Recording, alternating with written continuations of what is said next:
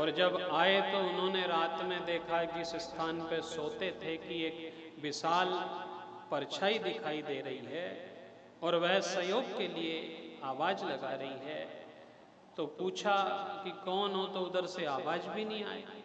इन्होंने कमंडल में से जल लिया और जल का सिंचन करा, तो उससे एक फायदा हुआ कि इनके पुण्य से उसके कुछ पाप छीण हुए। और वह उधर से बोला कि मैं दादा तुम्हारा भाई हूं धुंधुकारी, और मैं इस समय अधोगति में पड़ा हुआ हूं। इन्होंने जो कुछ बना सब कुछ किया। अब देखो, बैठने की जगह भी नहीं, तो एक साध गठान के बांस में आकर के बैठा। वही जमाना है कि बांस का संबंध हम सबसे बड़ा गहरा होता है। बड़ी बड़ी गादियों पे बैठते हैं, बड़ी बड़ी सुख सुविधाओं में हम रहते हैं, पर शास्त्र और समाज इस बात का गवाह है कि अंतिम विदाई तो हमारी बांसों की सैया पे ही होती है।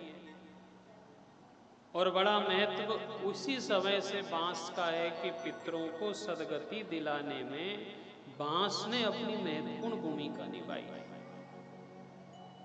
और ब्रजांगनाओं ने भी जो संबंध जोड़ा वह कैसा जोड़ा कि गोविंद, ये शरीर तो लौकिक है, समाज के लोगों से जुड़ा है, परिवार का हिस्सा है, पुत्र पौत्रादियों का हिस्सा है, इसकी सदगति कैसे होगी ये तो ईश्वर जानता है। पर हमारा संबंध मृत्यु के बाद बांस से जुड़े, वंश से टूट करके बांस पे गए। वंश साथ दे ना दे, पर उन्होंने कहा कि हमें विश्वास है कि बांस हमारा आखिरी समय तक साथ देता है। जहां से वंश साथ छोड़ता है, वहां से साथ किसने दिया? बांस ने साथ दिया। और वही कारण रहा कि हम किसी कारण से वंश से दूर हो गए, बांस से दूर हो गए, तो हमने बंसी वाले से अपना संबंध जोड़ा। और वह भी काई की थी? बांस की बनी थी। इसलिए हमारी भारतीय संस्कृति के भीतर जो जो बने हुए हैं साहब, वे कहीं से कहीं तक ढोंग में नहीं आते। हर चीज का अपना एक विशेष महत्व होता है।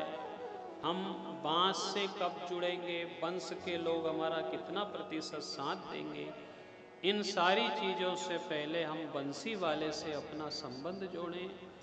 और जो जो गलती होती है उससे जाकर के कह दिया जाए कि भगवान, हमने सुना है कि समदर्शी है नाम तिहारो, चाहे तो पार करो। देखो, पार करना नहीं करना भी तो आपकी इच्छा है, पर मेरा निवेदन है कि प्रभु जी मेरे अवगुण चित्त ना धरो।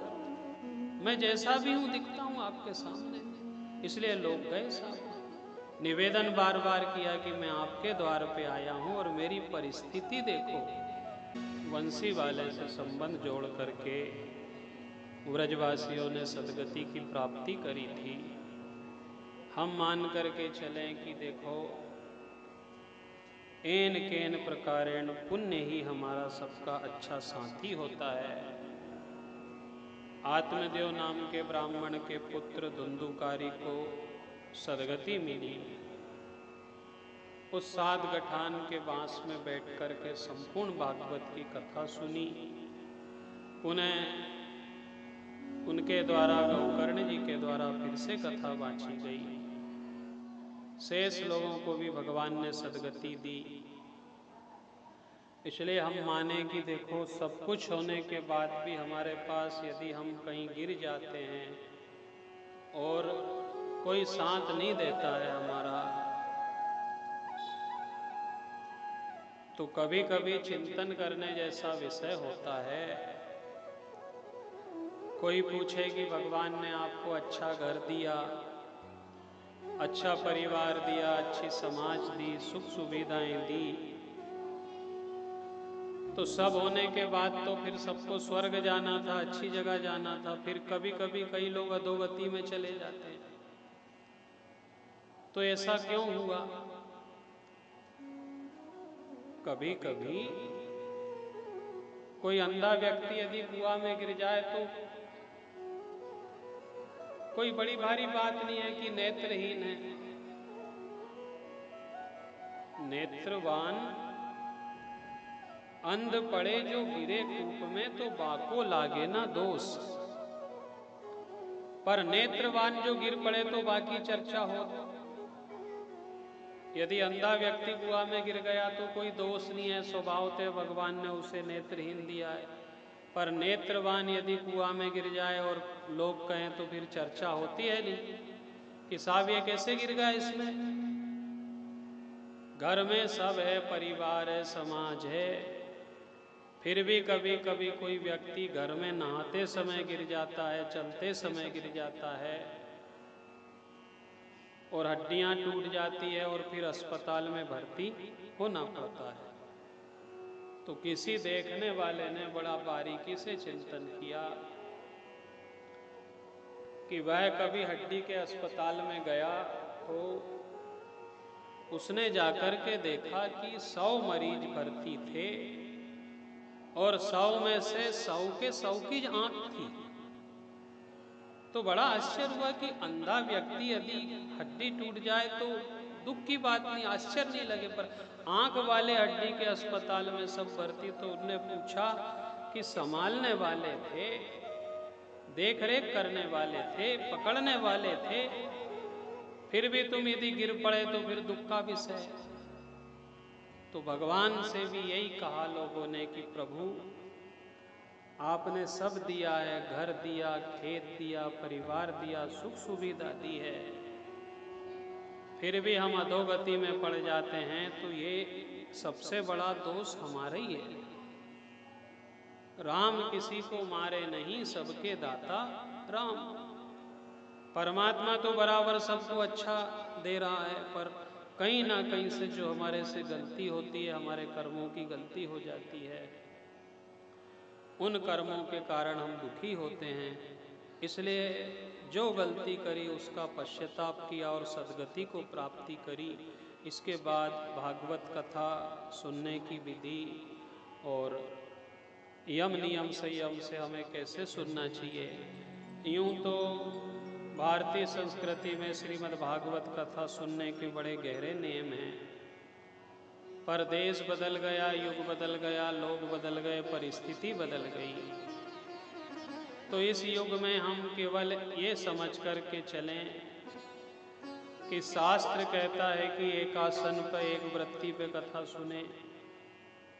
जिस स्थान पर बैठ कर के रोज सुनते हैं वहीं सुने, ब्रह्मचर्य व्रत का पालन करें, अल्पाहारे निराहारे तन मनस्को समाहितो, अल्पाहार लें, निराहार रहें, अथवा दुर्गा सप्तशती के अनुसार जैसा शरीर हमारा सद सके वैसी कथा सुने। जिस कान से हम कथा सुने उससे बुराई ना सुने, जिस मुख से भगवान की भजन करें उससे बुराई ना करें।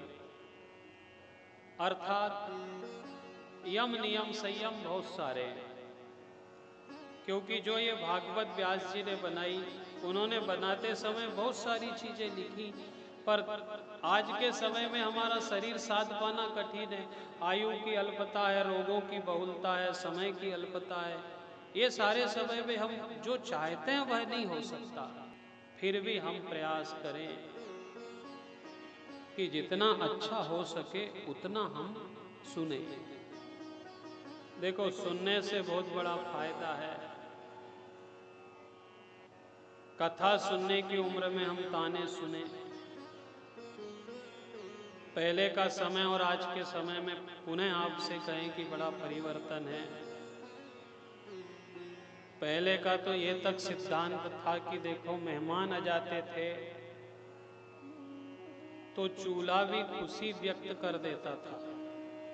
कच्चे घर होते थे, चूल्हा होता था, आधुनिक साधन की व्यवस्थाएं कम थी, लोग भोजन बनाते थे, पर पुराने लोगों को मालूम है कि चूल्हा भी मेहमान के आने से खुशी व्यक्त करता था। तो उनसे पूछा कि ये निर्जीव व्यक्ति कैसा बोलता होगा। बोले जिस दिन मेहमान आते थे उस दिन पूरी की पूरी रोटी फूल जाती थी, पूरी रोटी। कभी जभी जो नहीं फूलती थी वह भी पूरी फूल जाती थी। तो ये फूल जाने का अर्थ है कि रोटी और भोजन भी मेहमान के आने से खुशी व्यक्त करता है। अब रोटी कम फूलती है, मुंह ज्यादा फूलता है। स्वभाव कितना बदला, व्यवस्थाएं कितनी बदली। इन गहराइयों पे संतों ने, भजनानंदियों ने ध्यान दिया कि जो वास्तविकता है उससे हम हट गए, और हटने के कारण ये परिस्थिति बनी। तो जैसा जिससे बन सके हम वैसी अच्छी से अच्छी कथा सुनने का प्रयास करें। हो सके तो देखो 2.5-3 घंटा ना पानी पिए, ना किसी का पुण्य लें। ये बहुत बड़ी बात है, आप बारीकी से समझो कि हम जो पुण्य कमाते हैं, कोई पानी पिला के पुण्य का हिस्सा बांट लेगा, कोई गादी बिछा के पुण्य का हिस्सा बांट लेगा, कोई सम्मान दे के हिस्सा बांट लेगा, कोई माला पिना के हिस्सा बांट लेगा। तो ये भी ध्यान दें कि 2.5-3 घंटा जितनी देर भी हम भगवान की कथा सुने, उसमें हम प्रयास करें कि हमारे पुण्य का हिस्सा बटे नहीं। अब कभी कभी हम देखते हैं कि हम तो रोज कथा सुन रहे, रोज नाम जप रहे, रोज भगवान का भजन कर रहे, फिर भी हमें जो मिलना चाहिए वह क्यों नहीं मिलता। उसका कारण है कि पुण्य में बंटवारा हो जाता है। तो ये ध्यान रखें कि कथा सुनने की विधि है, व्यास जी महाराज ने भी बताया। इसके बाद समापन पे भगवान से निवेदन किया जाए कि गोविंद आपकी कथा सदैव सुनने को मिलती रहे। सदा सेव्या श्रीमद्भागवती कथा। जो भी धर्म कर्म करें घर में, कभी अंदाज लगाएं कि 4 लोग इकट्ठे होते हैं, धर्म पत्नी भी साथ में बैठे, तो हमारी भारतीय संस्कृति का बिजली विभाग वालों के तार से भी जल्दी करंट हाथ लगाने से पहुंच जाता है। क्या कहता है ब्राह्मण देवता, एक हवन करे तो आप हाथ लगा लो। तो जब स्पर्श करने से पुण्य चला जाता है, पत्नी के पास आ जाता है, तो दूसरा व्यक्ति धर्म करते समय कुछ भी सेवा देगा तो पुण्य का कटौती होगी कि नहीं होगी। तो जब भी धर्म करे प्रयास किया जाए ना किसी की कोड़ी लगे, ना किसी की पूंजी लगे, ना किसी का जल पिए, कुछ भी नहीं मिलता। एक बात समापन पे कहें कि रोज रोज कथा सुनने को मिलती रहे।